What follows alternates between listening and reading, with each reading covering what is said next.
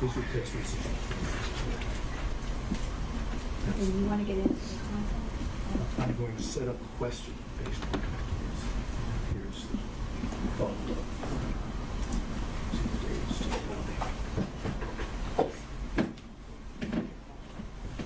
Okay, so I'm going to have objections. Of course you're going to have objections. I realize that. I want to be able to show it to him, and then I'm going to frame the appropriate question, and then you're going to object. We'll see where we are. May I approach? You may, sir.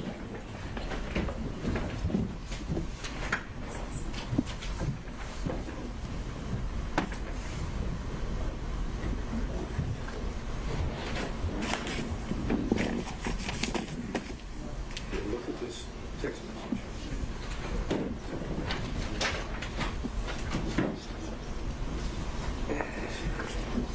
Can I read it? Of course, of course.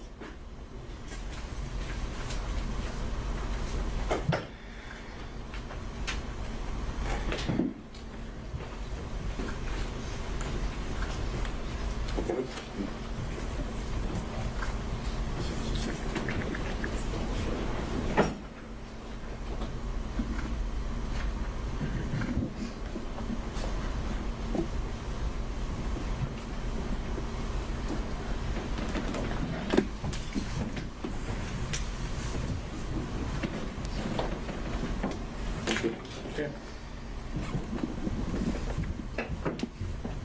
Kind of hard to object, and that's the question. And I know it's coming. Okay. Then you must be a CSAyer. Mr. Bradley, I showed you two text messages, correct? Both of those text messages occurred on January the 5th of 2024 at approximately 11:56 a.m. Am I correct? I think so, yes. Okay. And the text messages would have been between you and Miss Merchant, correct? Didn't see it. Yes, it should be. Okay. And I've shown the same two to prosecution, so we're talking about the same two. In the text message to Miss Merchant, you indicated knowledge of some activity on the part of Mr. Wade, correct? I'm going to I haven't asked him anything about what the... flag for the court that this is a topic and a specific exchange that Ms. Merchant went into and there were objections that were sustained. All right, understood. Yes. And it's your testimony that the information that you imparted to Ms. Merchant in these two text messages is based entirely on confidential communications between you and Mr. Wade, correct? Objection. He's referencing specific knowledge. The specific knowledge comes from Mr. Wade, which is we've already established as privilege. Well, the question, he didn't get into anything. He just said, are these two text messages about privileged communications? We haven't actually, he's tested you. I don't see an issue there. Yes.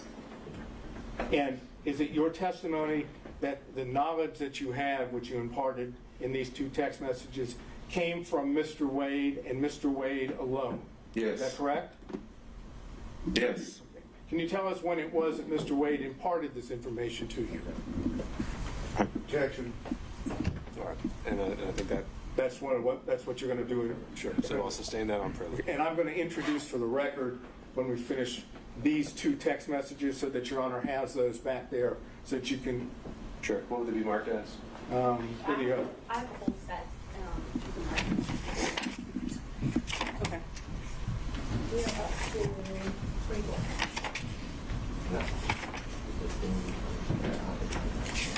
I'm going to go ahead. No, I think you're in place. And the new one will be 26. Once I put a staple in it, I think it'll be Defense Exhibit 26. All right. You have to give me a real pen that works. All right, so this is marked and on the record it's Defense Exhibit 26, but not necessarily for its... This is not Evidentiary admitted 26. value. This is for purposes of the court conducting the in-camera review. And put a staple in it if you make sure that you see it.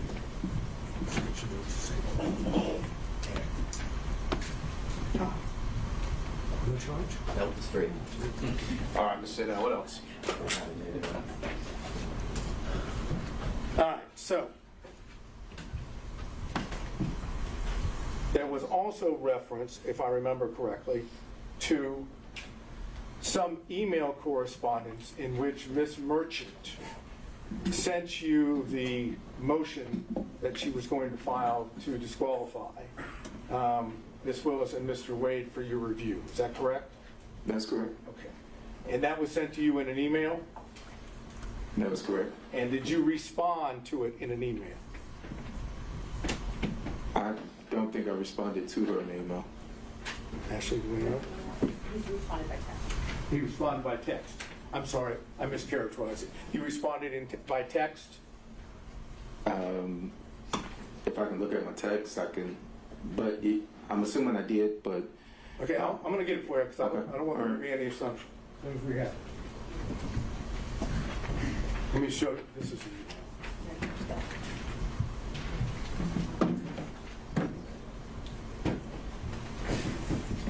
Here's the text. I don't have anything besides the just image. Attempted to review this business.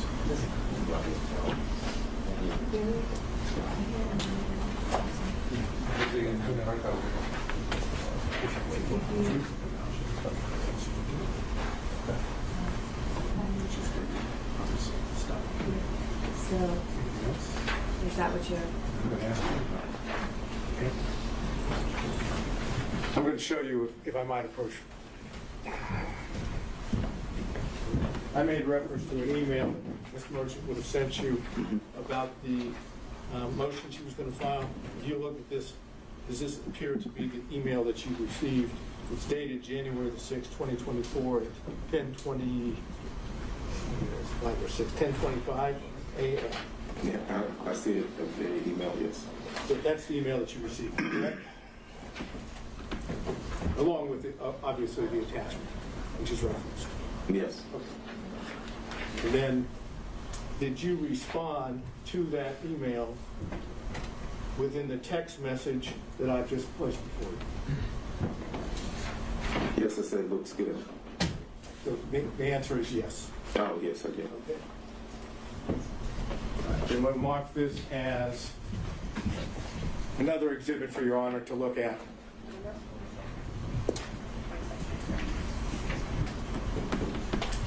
Since you love my tone, can I have to say that again? Oh, I'm sorry, I didn't catch that part. Somebody actually did this. Okay, I'm going to have these marked as 27. Okay? All right, so is it your position that what is reflected, let me hand it to you. Yeah. What's the court's rule? To ask or not to ask? We'll take it case by case. I think he's doing all right, so we need to ask for this witness. Is it your position that your response, which is the second page of Defense Exhibit 27, is based on a confidential or confidential communications that you had with Mr. Wade?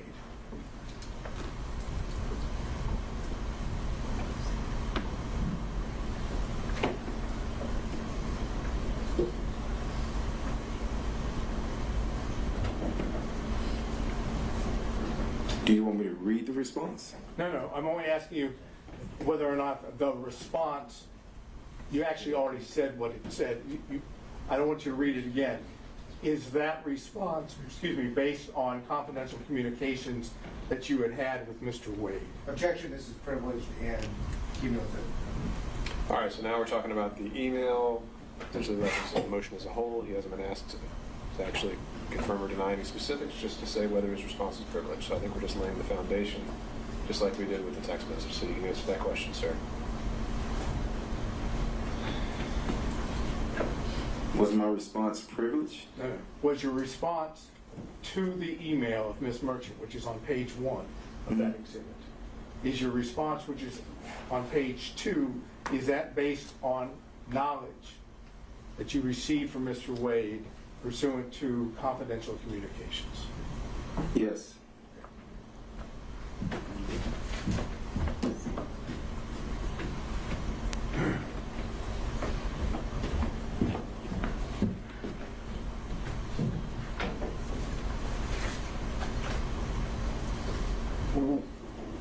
Have you discussed with the district attorney's office this case, or your purported testimony?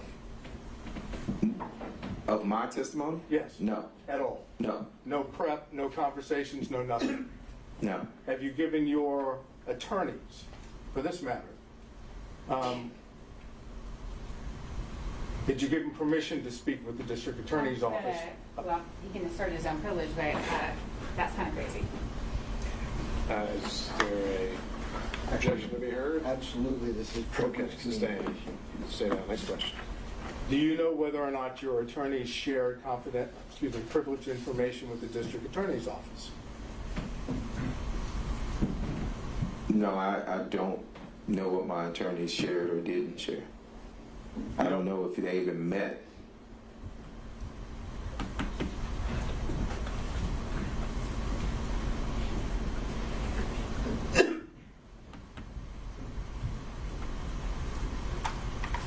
Have you, last question, have you spoken to Mr. Wade prior to today? No, actually, withdraw that. You're no longer in the same partnership or fee-sharing arrangement with Mr. Wade, correct? That's correct. When did you leave that fee-sharing partnership, pseudo-partnership arrangement?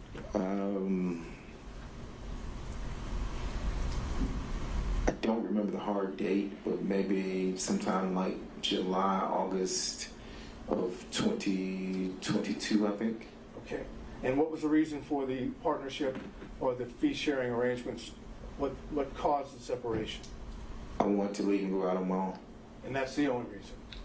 I wanted to leave and go out on my own, yes. I understand, but that was the only reason. There wasn't any suggestions or allegations of any form of misconduct on either part, either on your part or Mr. Wade's part, correct? Misconduct of what? Trying not to get into the specifics.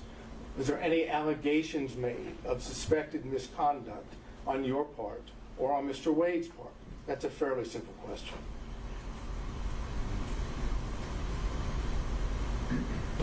Did he accuse you of doing anything? Did you accuse him of doing anything? Without getting into what it is, were there any accusations made by you or him against each other? We had a disagreement, yes. And had that disagreement have anything to do with Miss Willis? Oh, no. Okay. Did it have anything to do with your conduct? No. Did it have Wait. anything to do with his conduct? Hold on, wait. So we had a disagreement. Whether the disagreement was,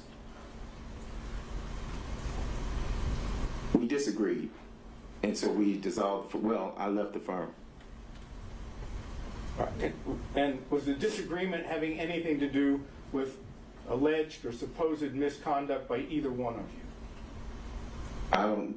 If you define misconduct, I'm telling you, we had a disagreement, and we. Just tell me what the disagreement was then. The disagreement is mine to know. I mean, I don't see the relevance of the disagreement that I had. It had nothing to do with this Trump case or any other case. I'm simply getting a question asked, what was the disagreement? It's not privileged, correct? No, that is privileged. Oh, it is privileged. It Why is. is that privileged? Because it's privileged. I can tell the court in camera, but it was privileged. Ask a few questions further to see if this is actually something that does fall within that privilege. We can take it from there. Did it have anything to do with you representing Mr. Wade in any capacity? Excuse me. It would fall in that line, yes. But your testimony is that it has nothing to do with your representation of Mr. Wade in connection with Miss Willis. As a connection to Miss Willis, that's correct. It's connected to the matter for which you were hired by Mr. Wade? I wasn't hired by Mr. Wade. I thought you were the attorney representing him in the divorce. Oh, I apologize. I thought you were saying something else. Oh, yes. So will it apply as to Well, I was hired during the, yes, that's correct. I'm not sure what this correct means under that. We kind of got lost on it. You asked the It did or question. did not relate to your representation? It did Mr. relate Wade, to my representation. in the marriage case. It does. And this was whose decision was, at that point, did you stop representing Mr. Wade? It wasn't at that point, no. Was it before that? No, it was after that. Okay. And how much longer did you represent Mr. Wade in the divorce action? I went to see the divorce proceeding to see Mr. Wade. I represented Mr. Wade for a time after that. He represented me in a construction case for a time after that. And I'll have to look at the filings. I ended up hiring new counsel for my construction case. He ended up, but it wasn't right at that moment. It wasn't in a matter of weeks. It was. So you continued representing him in connection with the divorce case after you had the separation that you've made reference to? And he continued to, yes, and he continued to represent me on a construction case. But the separation, at least in part, if I heard you correctly, and please tell me if I'm wrong, had something to do with your representation of him in the divorce case. That is correct. Okay. Now, Mr. Wade has testified that he did not have a relationship, a personal relationship, a romantic relationship with Miss Willis until sometime early 2022. Okay? I'm leaving that as the premise for what I'm about to ask you. Do you possess information that counters that, that's inconsistent with that? Any information Mr. Bradley has would be privileged, Your Honor. Okay, Mr. Sato, I think we. Would such information be privileged in your mind? I think this has already been asked during Ms. Merchant's direct, so we're covering the same ground. So I'll sustain that. So I can't get an answer to whether he possesses information which is inconsistent No. without getting into the information itself. I think the issue would be that we've already gotten an answer on that. And now we're asking the same question again. Ms. Merchant asked a variation of that, and he already answered. I think the variation, Your Honor, is referencing whether or not he had what would be personal information, independent source information. Mine is not so limited. Mine is, I'm asking him point blank whether or not he has information from whatever source, including Mr. Wade, that is inconsistent with Mr. Wade's testimony. Because if it includes Mr. Wade, it is privileged communication. So therefore, the answer is it's privileged. If it excluded Mr. Wade, that would be a different appropriate question. And I just want to say, the answer is either it came from privileged information or it's hearsay. That's it. He's already testified that he has no personal knowledge. Unless it's for impeachment at this point. But Mr. Sato, I think that might be too fine a distinction for me to see the need for the question. I think I'm failing to see the difference. Well, I'm not asking, respectfully, I'm not asking you to see the difference. I'm asking whether I can ask that question and elicit a response which doesn't elicit the actual communications, which is what I'm attempting to do. And if Your Honor says I can't, then I'm finished. And I think that this was another aspect of what came up before, which is, in my mind, even confirming the existence of the information goes into privileged communications, whether he does or does not possess information. If it came from that relationship, that's part of the privilege as well. So if I make that clear, then So you're sustaining what the objection would be. That's right. It'd be sustained on privilege. And of course, all the questions that we're Reserved for the talking record. about as far as the foundation about when things are said and what is said, you're going to go into, if I understood correctly, ex parte in camera with the two exhibits we talked about. That's right. My intent would be to make a record of the knowledge of when it was obtained and the extent of it in the different sources, and that'll be sealed. And what was actually said. That's right. So I guess my question before I sit down is, if hypothetically you learn through this in-camera ex parte examination that the information that this gentleman has through the attorney-client privilege, is in fact inconsistent with what Mr. Wade testified to under oath, then the court is going to then make a determination of whether it can be used here or whether it just remains in the record sealed. So my intent would be to make the distinction of, from the in-camera hearing, if I still determine that everything is covered by privilege, then anything else that is said cannot go into the factual determinations or credible determinations that need to be made. And so just the issue of whether the privilege did or did not exist is preserved. So, again, just to follow through to make sure. So, if the court knows that there's been a fraud upon the court through the lie of Mr. Wade, none of us are going to know that that in fact occurred, and the court's going to be in a position of making a determination on the motion, even though the court knows that it doesn't have all the information, truthful information. I'll take a closer look at the case law you provided to see if that is actually a variation of the crime fraud exception. And I'll apply the crime fraud exception as I see it. Right. And again, I'm not suggesting it is a variation. It is totally separate from crime fraud. It has nothing to do with using the legal advice of the attorney in order to commit a crime. It's you go ahead and commit fraud or lie to the court when you fully know that someone, your attorney, has information which is counter or inconsistent with what you've testified to. And to that end, Mr. Sadout, that is something that you can, I mean, I've got this case from Ohio, but if you can find something more on point in Georgia before we schedule Other this than the for one I argument. gave you, The 1935 case. The Atlanta Bottling Company. I don't think it went that far. I think it just kind of said the sword and shield language, and it didn't go so far as to say that there's this alternative theory about fraud upon the court. But we can flesh that out in our research. I appreciate that. Thank Okay, Mr. Stockton. No questions, Judge. Mr. Durham. No question, Your Honor. Mr. McDougald. No questions, Your Honor. Mr. Rice. I have a few questions, Your Honor.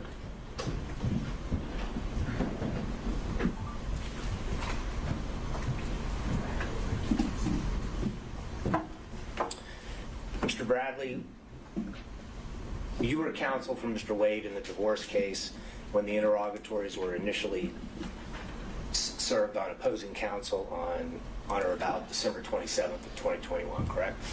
That's correct. And you were also counsel for him when the amended interrogatories were served on May 30th of 2023, correct? That's incorrect. So you ceased representing him sometime before May 30th of 2023. That's correct. At any point during the divorce proceedings, was a pleading filed with the court or a paper served on opposing counsel that purported to have your signature that you were not the one that signed or authorized your signature on Say that again? it? Did anyone sign your signature without your authorization on any pleading or any other paperwork served on opposing counsel in the divorce proceeding? I don't think so. If you have the documents, I can authenticate my signature. And you have testified that you also practice criminal law and divorce law and perhaps other types of law as well. That's correct. And are you aware that OCG 16-6-19 defines adultery as a misdemeanor crime in the state of Georgia? If you say so, yes, sir. Go ahead. Okay. Judge, I would ask the court to take judicial notice of that. For what relevance? Judge, I think it does go directly to the crime fraud exception. Because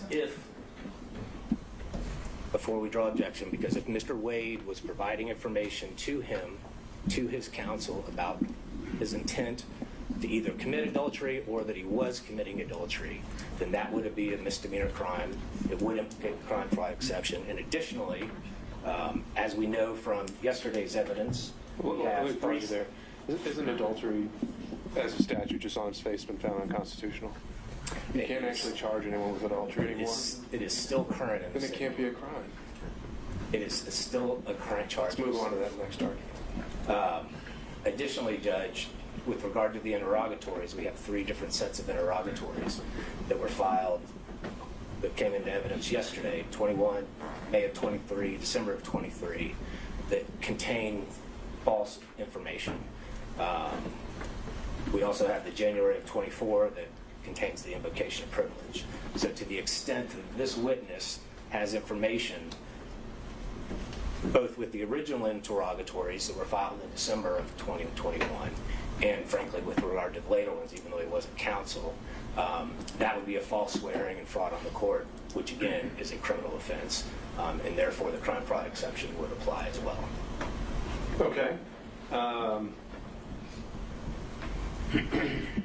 Understood. No further questions. Okay, Mr. Gillen.